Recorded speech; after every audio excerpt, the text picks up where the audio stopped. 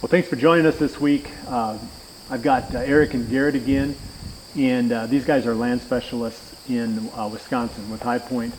And we've been kicking around a lot of different topics, but today we're going to hit on one that it's kind of a burr under everybody's saddle, and that's the invasives. You know, how do you identify them? How do you eliminate them? How do you avoid buying land that has them on it? And Eric, you've got a lot of experience.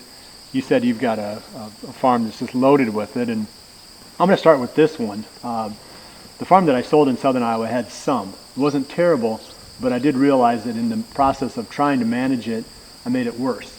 And I lost about probably anywhere between 5 and 10 acres of useful real estate that just became overgrown with bush honeysuckle.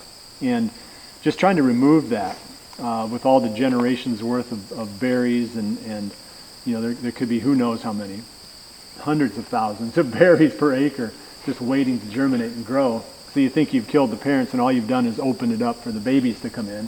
So that was really an eye-opener.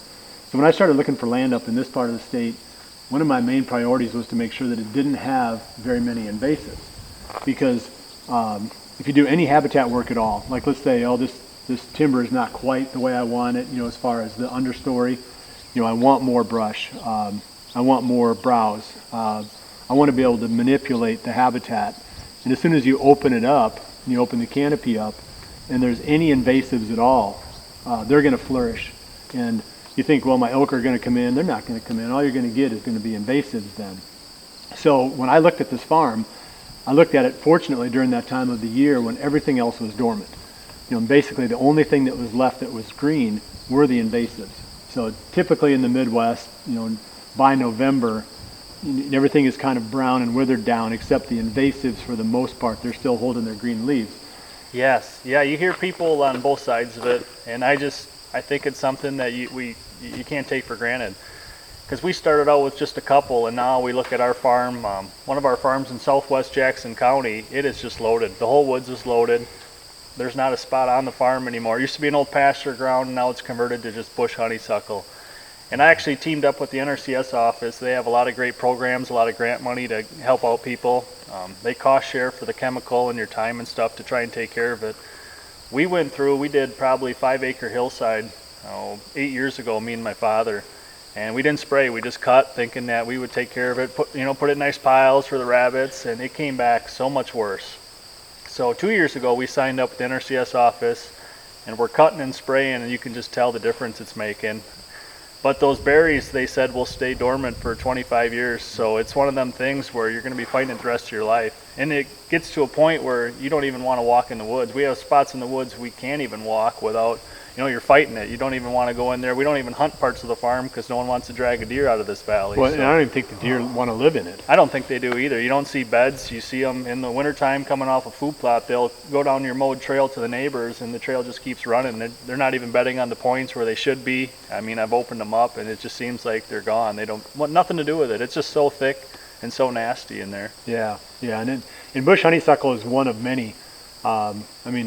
Autumn olive, I've got a little bit of autumn olive here and a little bit of bush honeysuckle, but not much. And I'm going to be really careful how I kill it. I'm going to spray it to kill it. I'm not going to cut anything because I feel like, I don't know if there's some stimulation that happens when you cut it. I mean, obviously you got to kill the stump, but it just seems as if when you spray it, and maybe I'm just overreacting to this stuff because I've had so many bad experiences, but, I think that spraying is a better solution because I feel like it kills everything. Because you get the little ones that are this tall that are already there, and when you spray, you get them too. Yeah. And you almost kill 2 generations at once. Whereas if you just cut the parent plant down, then you've got all these little ones down there that are still ready to go. Yeah, and we've noticed, like when we cut it, it's like popple. You cut one popple tree, you get 50 of them coming up, and it's the same thing. They just spread through the roots. So the moment you cut that one, you're going to have a bunch more just coming up behind it. So we cut everything. We had it so, some of them were 15 feet tall. And the NRCS lady's like, usually it's 8 to 10 feet tall. And then she's looking up at this one next to us, and she's like, well, that one's 20. So it's like, she's like, you have it the worst in the state. But then you go up to my parents are up in Trempealeau County, and they have it up there, but not nearly as bad. And I've seen it all the way down to Madison. Every county I go in, I see it, and it's going to be a problem for the whole state. If you don't have invasives now, it's something that you're going to have. There's just no fighting it. Yeah, you've got to have a plan, and you've got to address it early. like I always tell people now, and I do some private consultations, and one of the main things I do that requires me to be on site is to find out if they've got invasive. Because you could do a lot of stuff over the phone, like, I'd put a food plot here or there, whatever, but you have to know what's growing on the forest floor. Because when you do any kind of timber stand improvement work where you release the canopy, you're just causing anything that's a little bit to be a lot. So if you've got a little bit of invasives and then you open it up, you're going to have a lot of invasives. So you really have to have a plan. You need to treat those first before you get very active. Yeah, and I think I signed up for 13 acres the first year, and I was really gung-ho. I thought I could do it, and it's a lot of work. I mean, it takes a lot out of you, a lot of time, but it's worth it. I mean, I see so many more deer using these areas, and it's also one of them things, like, I don't know how you feel, but like I use it for a screening. I leave patches where I'm going to exit or go into my hunting stands, and then I kind of make openings in other spots where I want to do some more hunting and stuff. So I kind of use it to my advantage, but I don't know if, maybe you should be just trying to get rid of all of it, but all our neighbors have it, and the birds and the deer. Yeah, that's right. I mean, the berry is obviously the thing you got to watch, because you can kill the plant and you still got the berries, so you don't want to have anything producing berries. But at the same time, if all of your neighbors are still producing berries, like you said, the birds are going to be bringing them in. And so it's, and we did talk about this off camera, but it's something worth considering, and I think that we need to do more research on this to know if it works or not.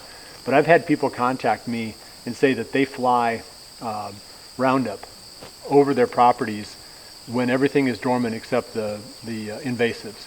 So they said it was early November in the area where they had their land, but they would take those crop duster planes and they would fly Roundup over 5 acres, 10 acres of timber and just blanket the whole area every single year. And I don't know how many years you had to do that before you finally get ahead of it, but they were doing that every year, flying Roundup over.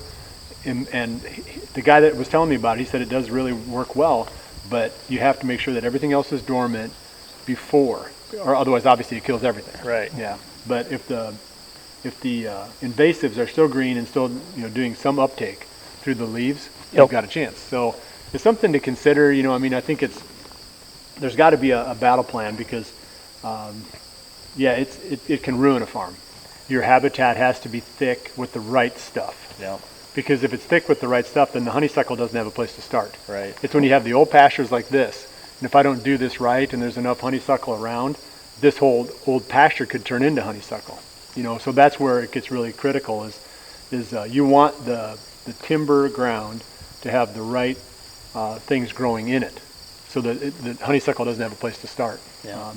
Anyway, so I guess that's it for this topic. We're going to keep bringing you a few more of these subjects here on the High Point Land Series. We appreciate you joining us, and we'll see you in the next week.